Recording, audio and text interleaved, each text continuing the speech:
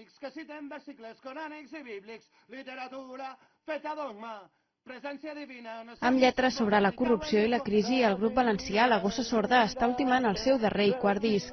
Dedicat a Gaietà Ripoll, el darrer executat per la Inquisició, l'últim heretge inclou una dotzena de cançons àcides, crítiques i contundents per reflectir així la situació política del País Valencià. Va ser així l'últim lloc on la Inquisició espanyola es va atrevir a executar una persona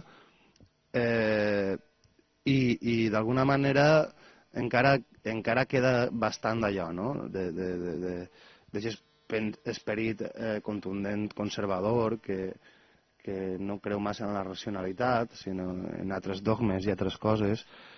Però bé, el disc no parla no és un disc que per a parlar només de la foscor d'això, no? Sinó més aviat de la llum, de l'esperit dels mestres d'avui en dia, de la gent que malgrat la situació continuen omplint de llum les nostres vides. Enregistrat pel mateix tècnic que va treballar amb La Gossa Sorda en el seu darrer treball, el disc estarà a punt al mes de maig.